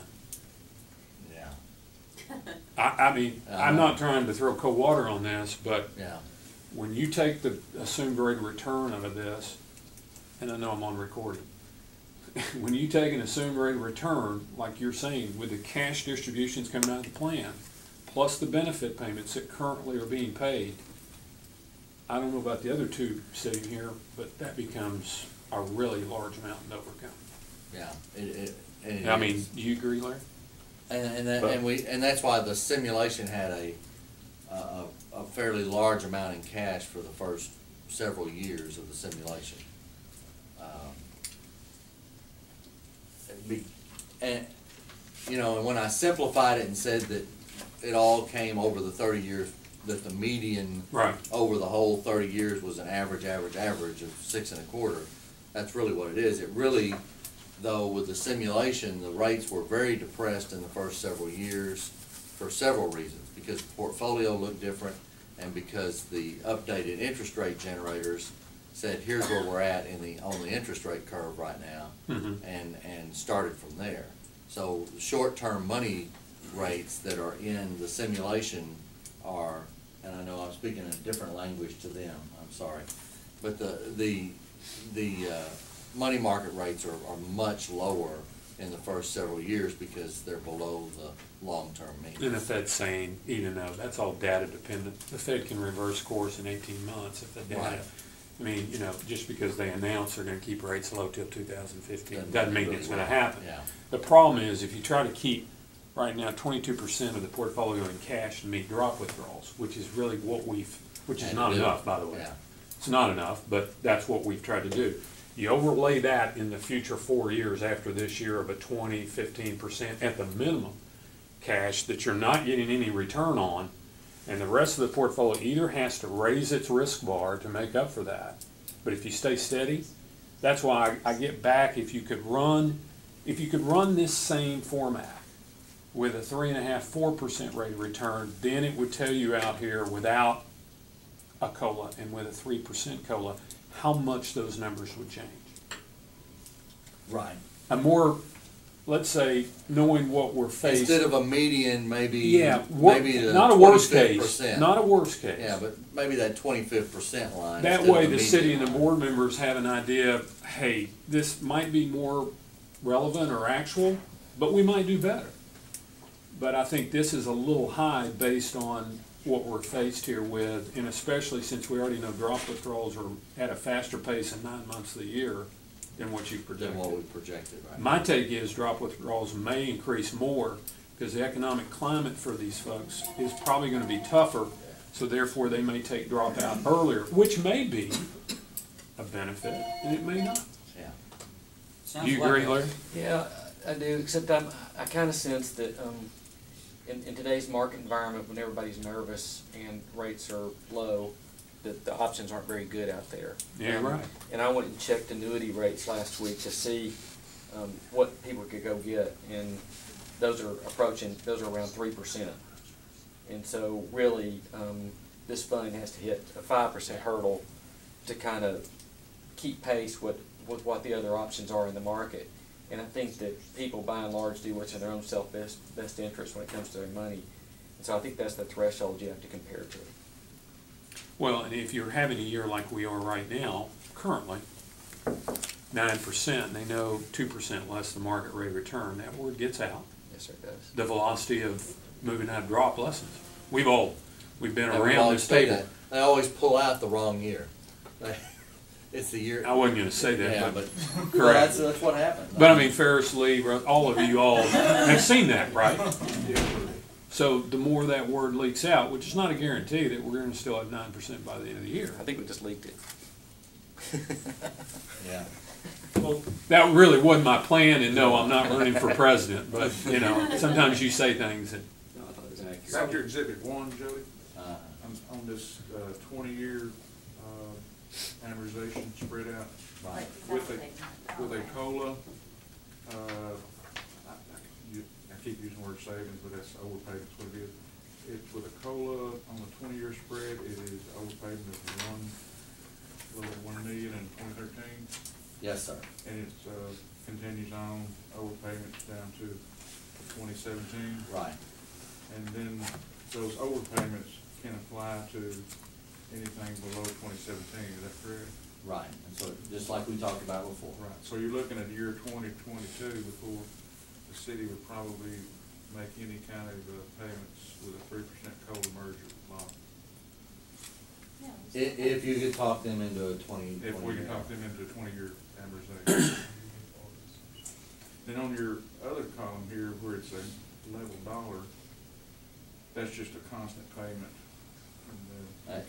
Right, that's just saying, here this is, and there's 15 and 20 year there of a level dollar, and level dollar just means, well, you can see it, it's the same dollar amount every year. How much would I have to pay if I paid the same dollar amount every year for a period of time? It looks like it'd be a better deal for more presentable to us to sell them on the 20-year fluctuating on that other column you have here, where the city would not be able to start making any payments to 2022. And let me ask you another question, I know the average age of the fund is around 70 years old, and the average age of the fund then is going to be, what, you think, 80? In the 80s, probably, just a guesstimate. Yeah, it won't go up a year for every year because the oldest people die off fast. Well, but the other thing is that, Have less members, what I'm getting at. Right. Well, I mean, you can look at the projected benefit stream and see what happens to it as time goes by. Right. but it's like anything else you're mortgaging or buying, you don't wanna be paying for it longer than it's Put yourself back in a position longer than it's there. You know, you don't wanna be paying for benefits for people who are no longer living. And if I may, I just want to remind you that Lofty would have to agree that normal payoff structure is 15 years. Right. Depends on we have talked about, I think there's been some conversation with Dave Clark that they might consider this. I guess my concern is that if it doesn't cover the interest, I've got a problem with that. And then on the level dollar, Formula to pay it off. It's based on age, it's based on people's on the level age. dollar, Right. I mean, don't they typically, do they even do level dollar? I thought it was No, always they contingent don't. pay, so. I mean, they don't do 20 year either, but I mean, we're Right. looking at different things. But what if you put a percentage of pay assumption, You tell them the truth, you already see what Well. happens. You don't even get to the starting. Hey Jody, can you do that analysis with both you and Lawrence? Just run this model using a 3.5 to 4% rate of return?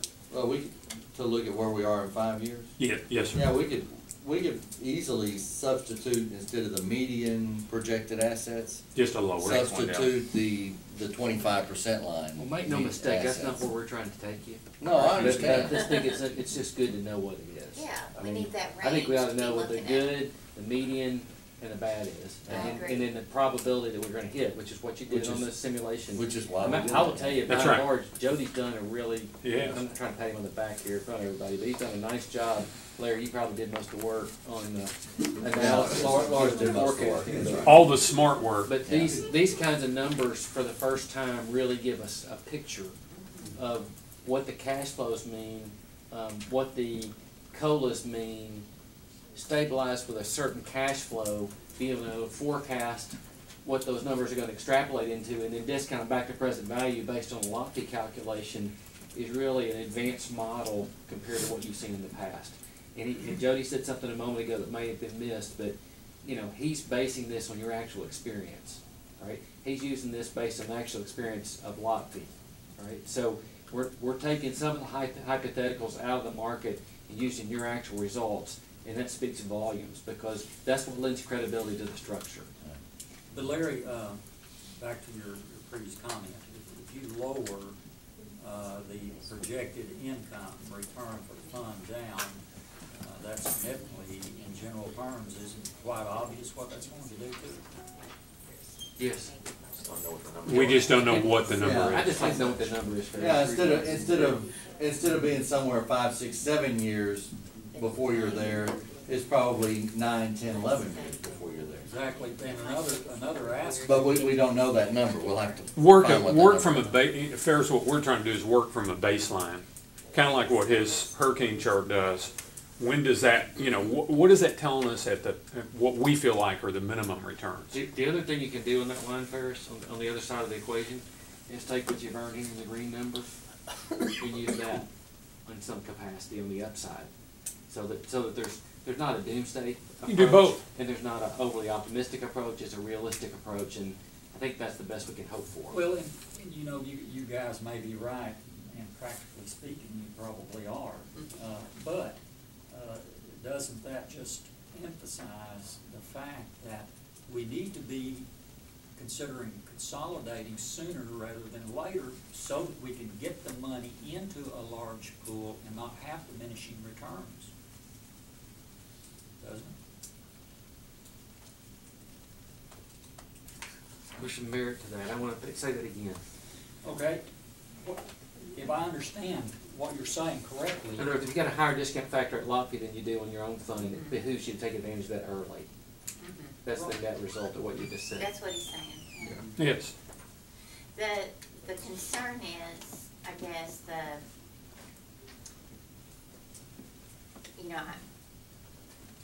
Bruce just indicated maybe that he was concerned about the idea of going in at a lower COLA and then in so many years increasing that. I don't know if there's.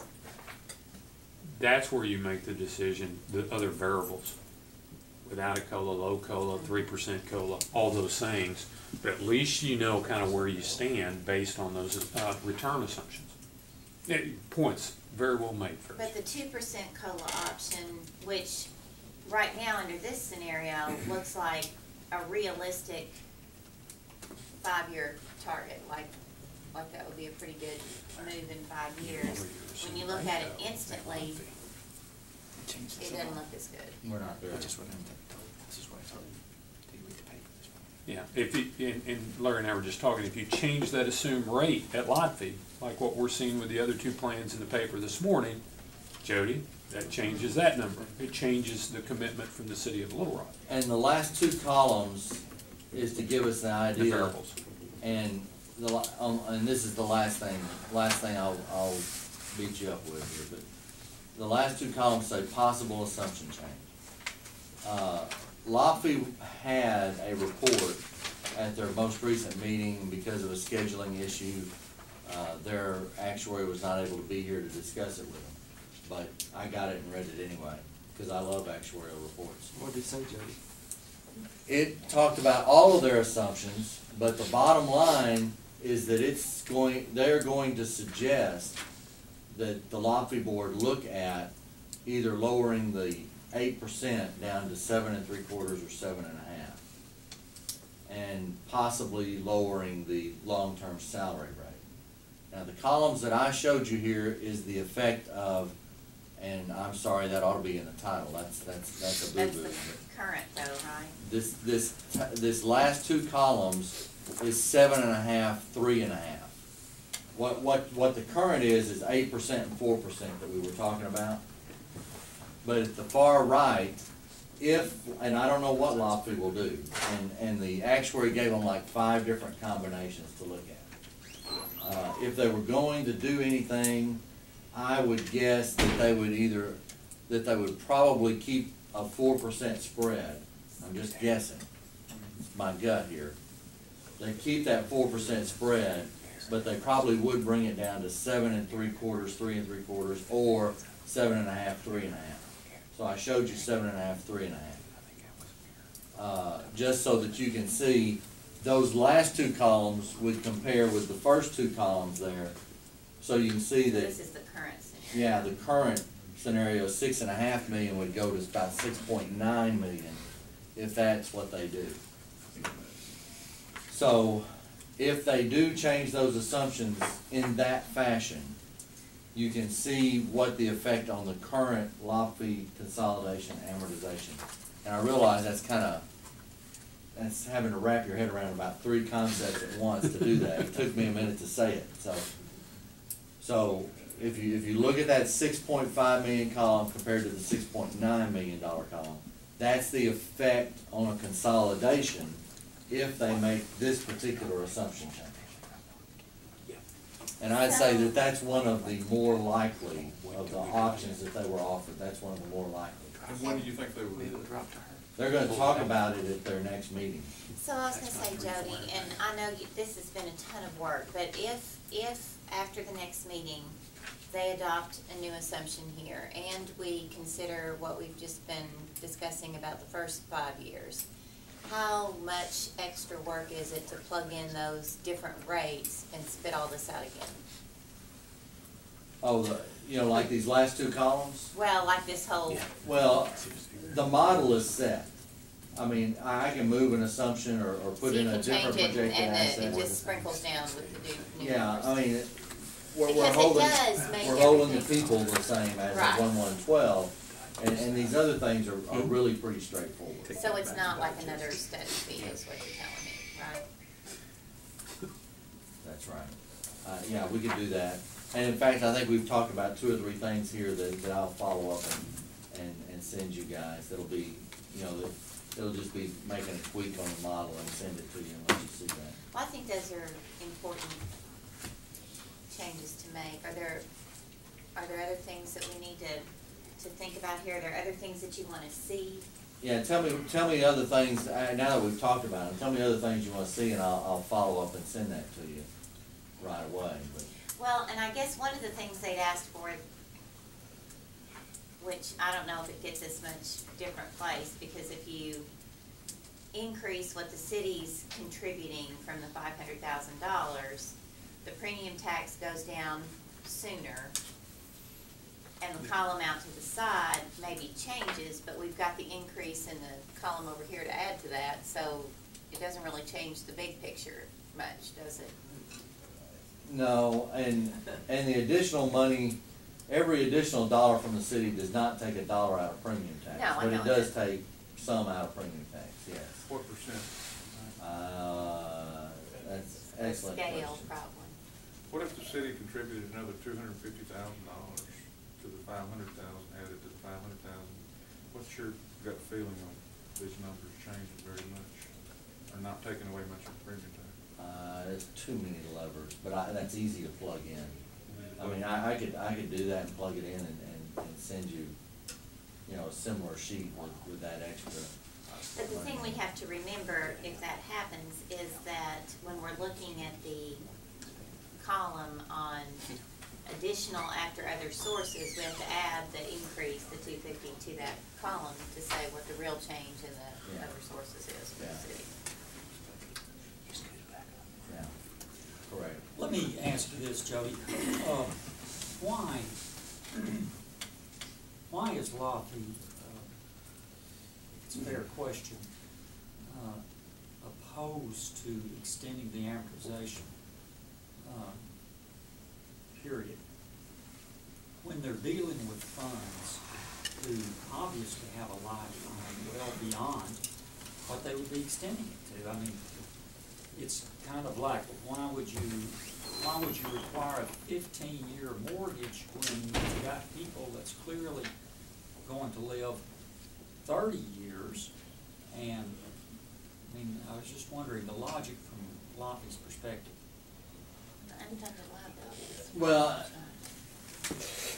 yeah, everything kind of is focused around the fact that by the time somebody gets to retirement age, we ought to have their liability funded. And basically on the closed plan, everybody's at retirement age, so that should be funded. So concept number one, we have something that should be fully funded right now, so we don't need a real long time to do that.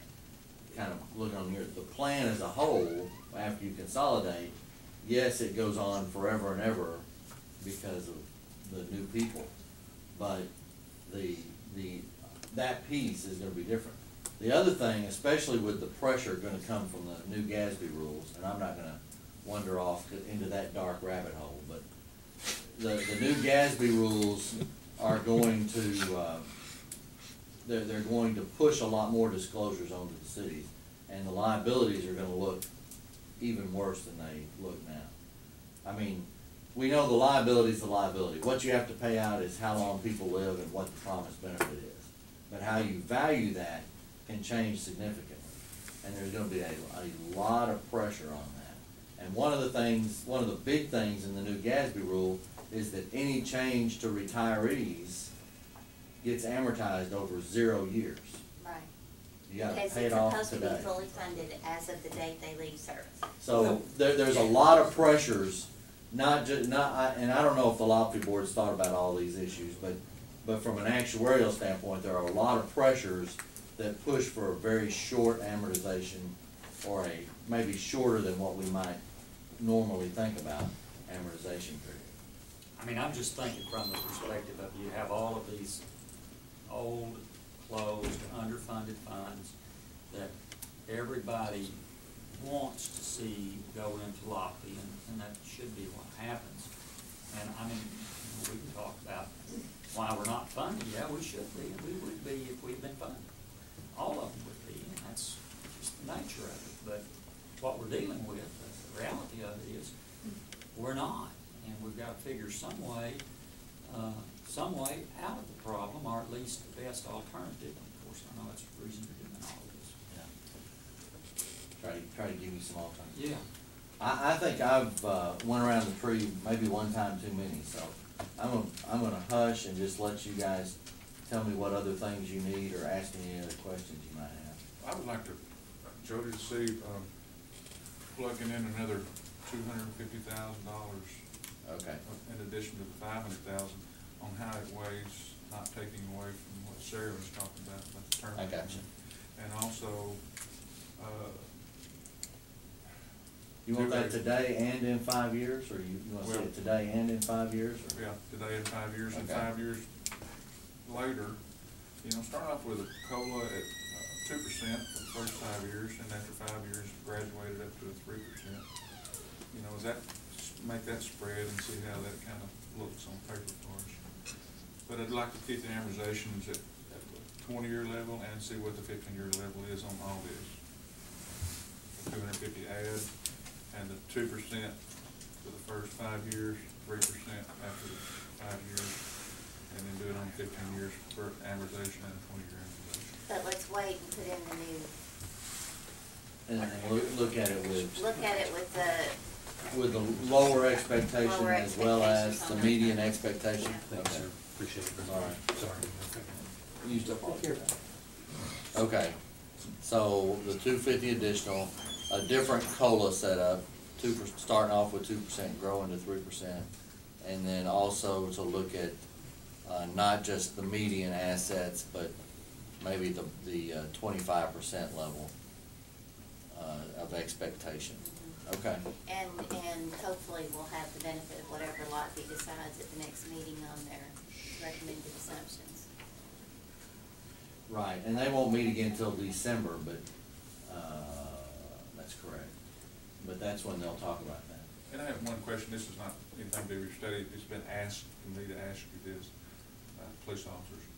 If they, say, kept this fund intact and the city wanted to provide a 3% COLA out of the city's revenue, say for 2 or 3 years, then after 2 or 3 years, we decided that we wanted to merge Lofty.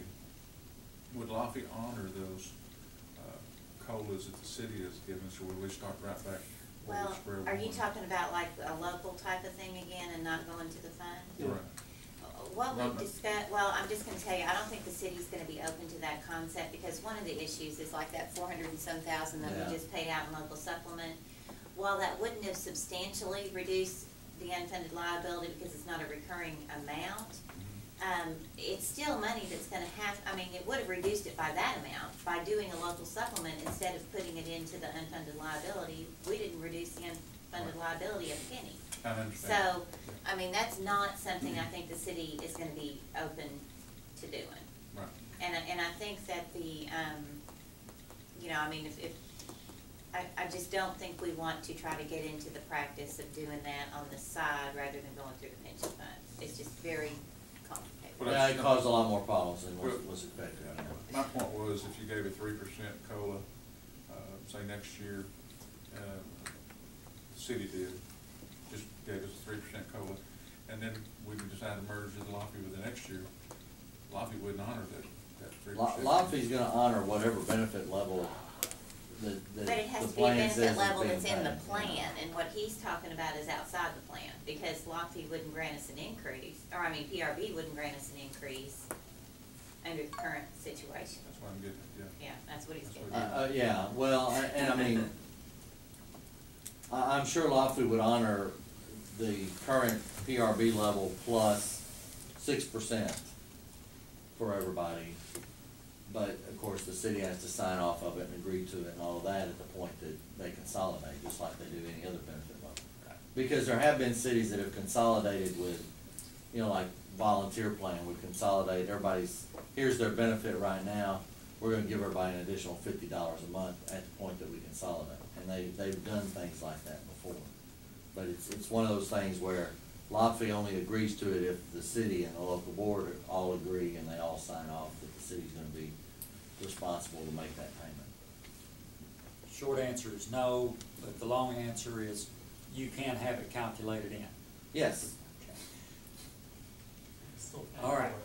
Can you Yes. explain, say Russellville's situation where they have drawing 100% salary and a $750 a month stipend? What is a stipend? How did they do that? I don't know, and I don't have it in front of me, and I have to look it up every time I have to deal with them, so. I'd be afraid, they did it through some combination of benefit increases. Did it go through y'all's office or something? Yeah, I think, I don't know about this, I don't remember any kind of stipend type thing, unless they're doing that on the side, and I don't know about it, but. You just called it that, didn't you? That's- Benefit increase. That's what Roger Smith reported to us, we put it in the minutes. I don't know, I'd have to look. I don't know what their benefit structure is. Okay. I can remember yours real well today, but the other 143, I'm not so sure about at the moment. I understand. Okay, so, you're going to do yet some more work. Well, add a few more to this, yeah. When, from a scheduling deal, what are you looking for? I think we're gonna go back and do it right now so that we don't forget about it. Cause my notes will get real fuzzy in about a week. No, seriously, yeah, we're gonna go back and just do it and be done, and send that to you. Okay. And then, you know, if we need to chat about it or you got questions, you can ask me. And we have an electron, yeah, I'll email it to Sarah and she can pass it around. So- Debbie and send it around. Would you have any idea of what the difference in a 2 or 3% COLA would be in the life financially of the person drawing this? Over the Now, if we lifetime. know that the 2% is just right there for us taking it just about, and we say we want to have 3%, do we have any idea about how much financially that's going to be per person that would making that decision on? I mean, I could sure figure that out on an average person. I mean, that'd be fairly easy to do. Take kind of the average person, average benefit, and, you know, here's what we expect to pay this person over their life expectancy right now, and with a 2%, with a 3%. I'd like to know that because, you know, we always want more, but sometimes more is not that much that we shouldn't go ahead and take the lesser now. Well, the other chart that I've seen that might be helpful along those same lines is if you took the average salary and did it at 1 and 2 and then showed the power of compounding across the board. Right, so you can show the actual dollar difference on a per year basis, but if there's any compounding difference, you can show what those spreads look like, and so it'll help you also consider the merits of whether you want to do 1, 2, or 3.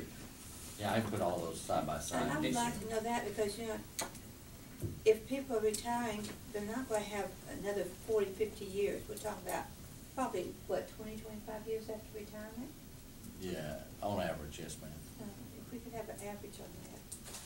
That chart makes a really easy picture to see. I mean, once you can visualize it, I always think a picture's worth 1,000 words, because if you can see these numbers are impressive. You look at numbers all the time, you understand them, but if you see a chart, it depicts, helps me. I'm visual too. Are you visual? Mhm. Yeah. So. I'm sorry, I only had one picture today. So this will I'll go try on to have more pictures next time. This will go on the agenda for next month? Yeah, and we'll send that over right away, and then you guys can give me a shout if you think I need to come and explain it, and Now, what you we'll send run over, over is it. it gonna have the reduced earnings assumptions? I'm sorry, sir. What you send over, is it gonna have the, Yeah, I'm gonna do it with the reduced, with the. okay. Yeah. Joey, this is off the subject a little bit. I attended the PRB meeting the other day, and I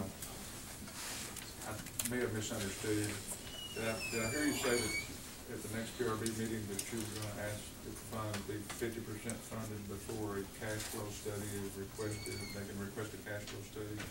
Something of that nature, could you explain that? Did I hear you correctly, or did that?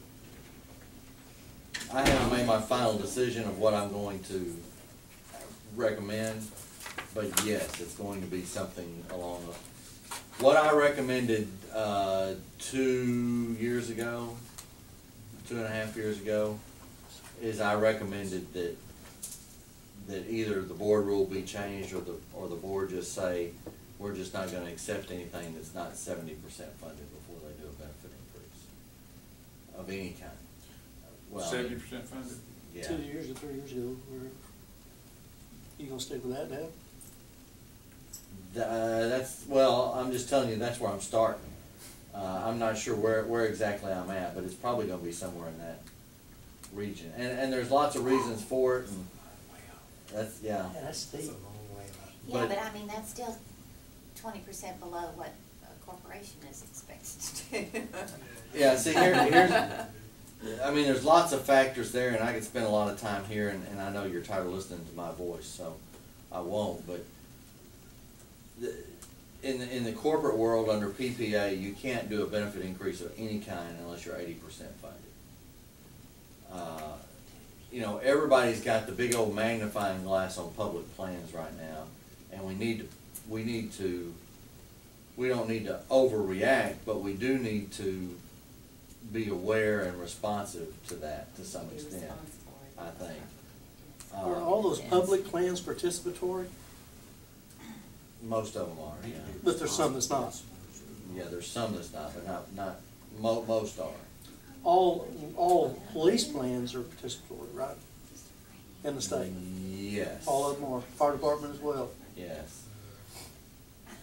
And then the other big factor is that every little risk area, I mean, we talked about that there's all these different risks that are involved here, but every little risk area is magnified when you're not very well funded.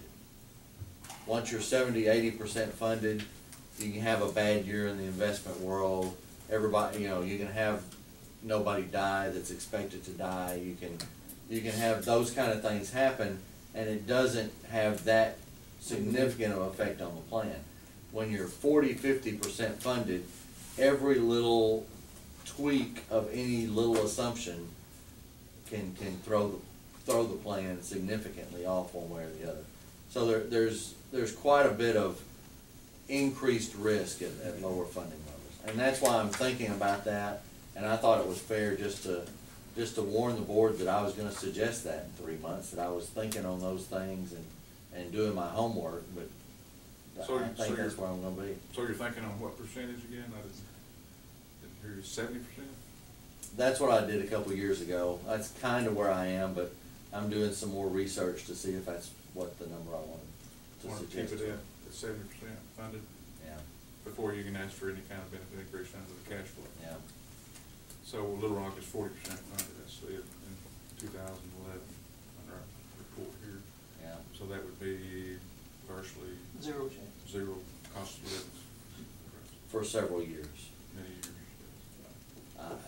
I understand that, and I'm sensitive to that as I'm thinking about these things, but you understand why, I think you understand why I'm thinking about making that recommendation. Because I'm getting, you know, I'm getting beat up by some of these cities saying, why the heck do they have all these benefit increases and they're so poorly funded? You know, so from the other side of things, people are saying, why aren't you doing your job from this step? You know, I have to be sensitive to both sides and try to make the best judgment possible. I guess my point again is this fund won't see a cost of living by any way for a long, long time unless there is a merger of law. I think that is yeah, in the where we are today, I think that's a safe statement. Okay, appreciate it. All right. I might, Yes, Mr. Chair, sir. I have another meeting, but I want to make very clear that from the municipal league process between now and January, there are going to be a series of bills that will come out of this resolution. The resolution is just a statement of principles or intent, but I know that they're working on crafting specific language or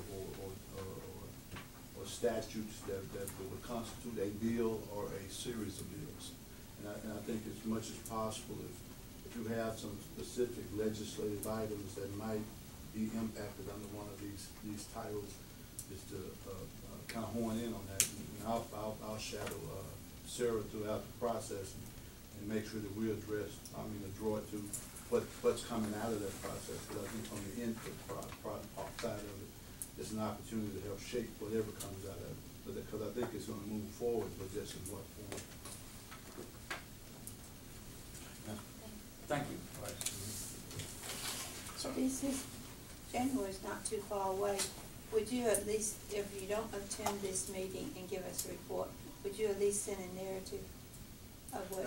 I'll just put it up, because I'm gearing up for my legislative activities. I'll just gear it up, put it on my schedule. Because this is very enlightening to me of where we are. I know how easy out there it is for something to come up and get past us, so.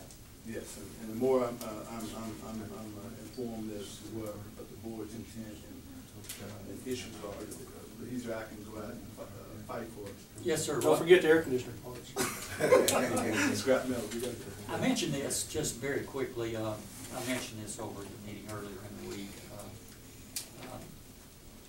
As you're discussing some things in Resolution 26 with our municipal league friends, one thing that I noticed wasn't included in there was any additional funding from any of the cities. It would be helpful if Little Rock's offering additional funding, Texarkana is. It would be, some of us believe it would be very helpful and a decent thing to do if some of these cities, it's not even collecting one meal, would step up to the plate and begin funding.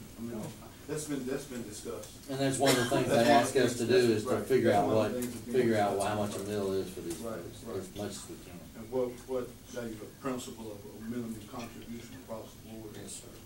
And that's one of the things we're really going to discuss. Thank you for coming. Thank you, Mr. Lewis. Appreciate it.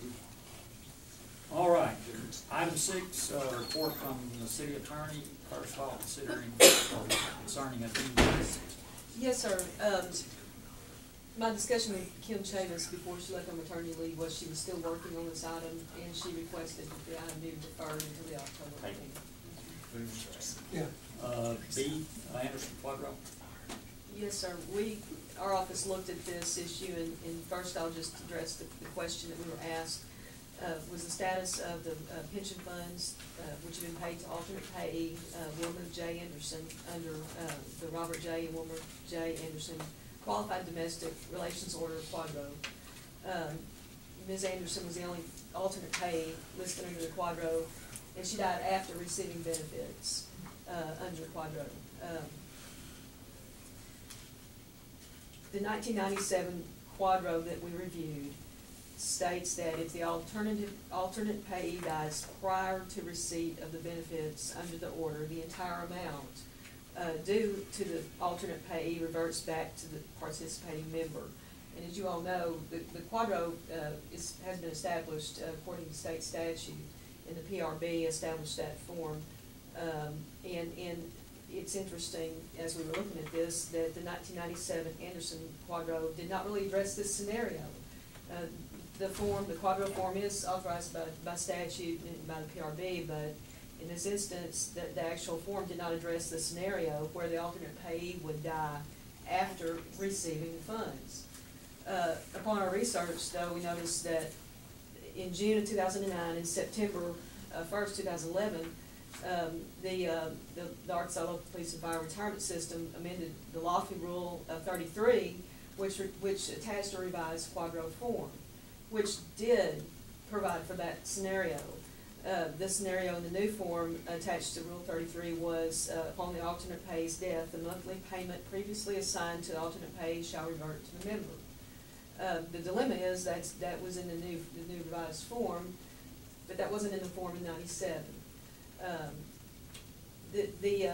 Speaking with the city attorney, we both looked at this, and common sense would tell you, suggest in this instance, that in fact the benefits would revert back to the member in this case, because the Quadro under statute and under, the Retirement Equity Act is an exception, express exception to the anti-alienation provision of the ERISA statute.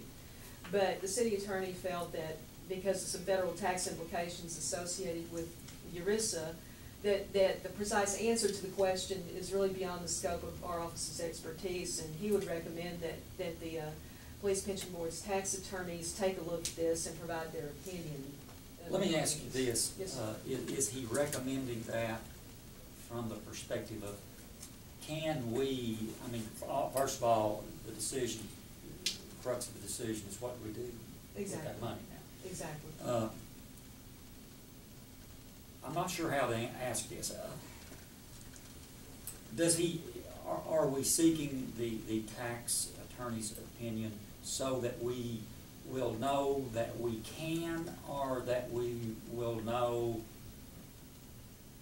Does that? Well, I think that we were both of the opinion that common sense would tell us that it does, the money, the funds, benefit funds do revert back, because under ERISA, the Quadro process is an exact express exception to the anti-alienation provisions. Under ERISA, the Quadro is an exception to that, because the funds cannot be alienated to the heirs of Ms. Anderson because of that. And the Quadro is the exception to saying that the benefits could go to an alternate payee, which was named in this order as Ms. Anderson. But upon her death, because of ERISA's anti-alienation provision, common sense would suggest that these funds do not go to her heirs, they would in fact revert back to the member. But in this case, because of some tax implications that we don't know about, and it's just a little bit beyond our expertise, that's why the city attorney suggested that we ask the tax attorneys to take a look at it and see what they would advise, considering those tax consequences. Well, I should just let you know that because, again, they're still the funds attorneys, and this was something beyond the scope, you know, and when we came up with this arrangement, they were to deal with general issues and something beyond their scope. We did forward both the Quadro and their